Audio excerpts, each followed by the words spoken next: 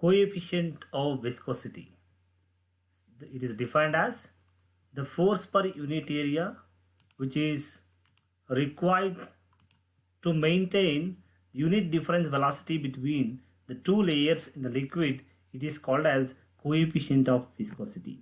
The mathematical expression for the coefficient of viscosity is given by, let us consider this diagram in which A is the area of the layer and dx is the distance between the successive layers, that is two liquid layers, and du is the velocity difference between the two layers.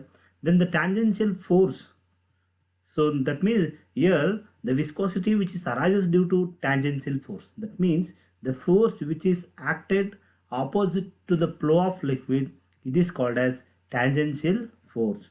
So it is given by, so the force which is directly proportional to A into du by dx, or to remove this proportionality we introduce this proportionality constant, so it is called as eta.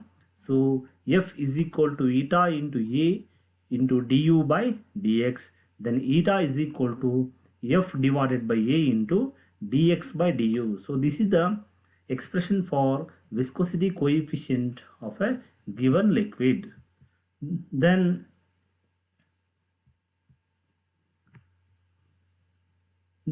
the reciprocal of viscosity is called as fluidity.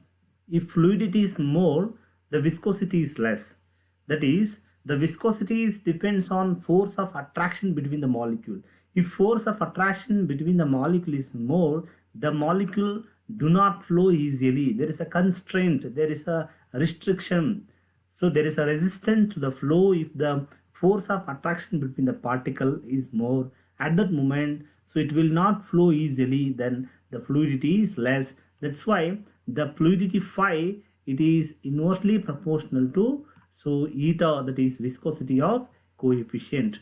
So then the SI unit of the coefficient of viscosity is Pascal second or poise. So now let us derive that expression.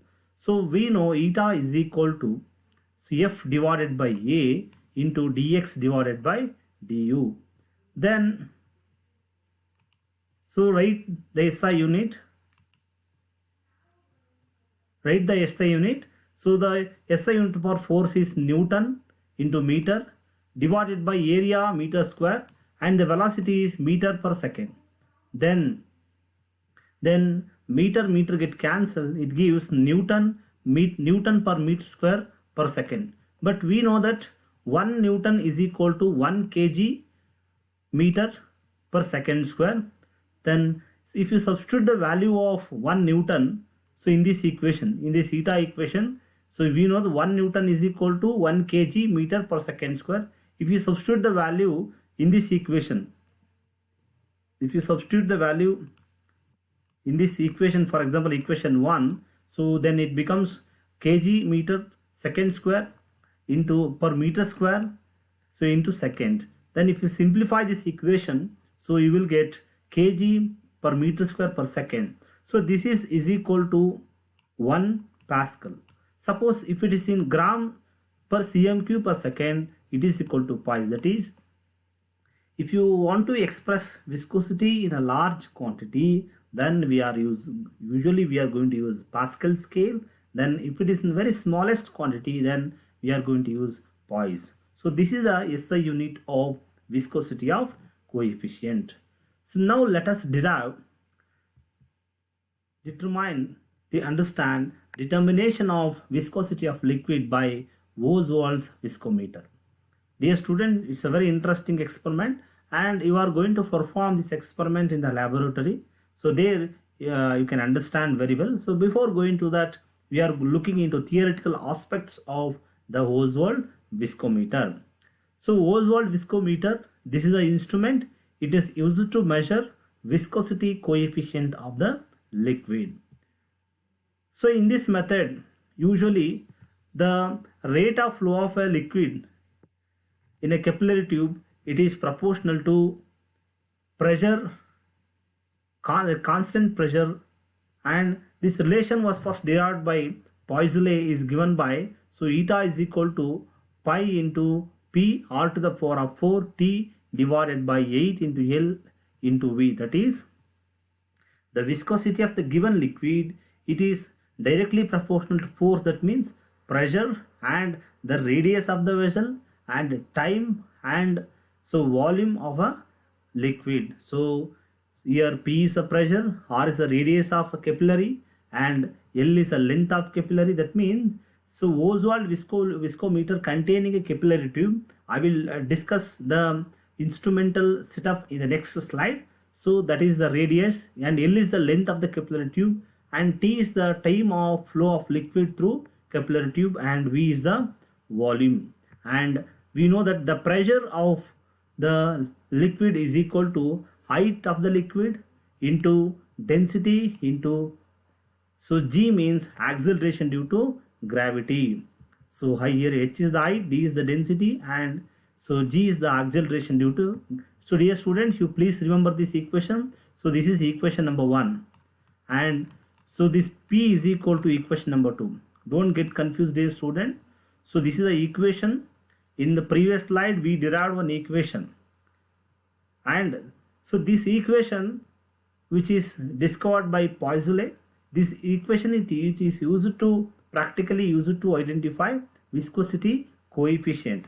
So in the previous equation which is going to relate the viscosity coefficient and force and velocity, but this equation is considered pressure and radius and time taken by the liquid to flow from one region to another region. So remember this equation and take this equation as number 1 and we know the value of P is equal to H dg, that is the pressure of the gas which is depends on height and density or density of the liquid, height of the liquid and liquid column and G is a gravity. So it is equal to, then if you substitute the value of P, so in the equation 1, so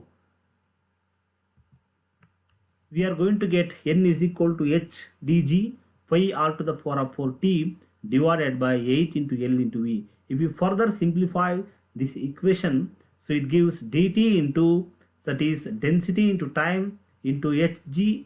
So because this h height of the column is constant irrespective of the liquid, gravity is constant, pi is constant, radius is constant because in the same instrument we are going to carry the experiment, and length of the column is constant and volume is also constant. Only the density and time are different, that's why we keep it outside.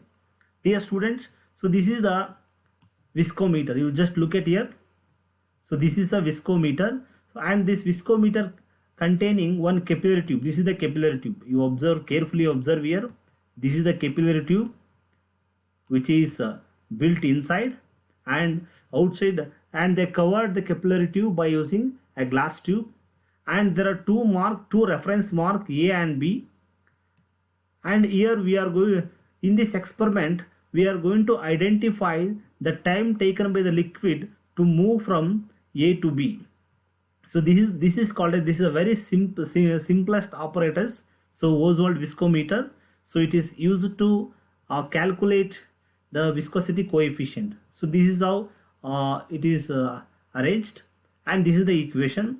And in this experiment we are going to identify viscosity by knowing the viscosity of another liquids. That is, we are going to take two liquids, so liquid 1 and liquid 2, and we are measuring the time taken by the liquid 1 and liquid 2, so between A and B, and so D1 and D2 are the density of two liquid, and eta 1 and eta 2 are the coefficient viscosity of two liquids. So that is, I'll explain in detail again.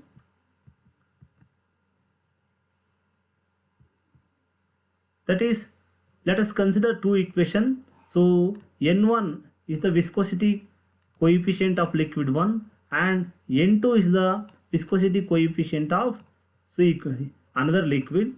Then if you divide N1 by N2, so you will get, so HD1 G. Dear students, this is the equation. Separately you write another equation for N1.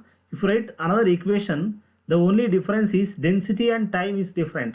Otherwise, all the terms which is present in the equations are constant. H, G, pi, r to the power of 4. So these are all constant, and only so density and time is different.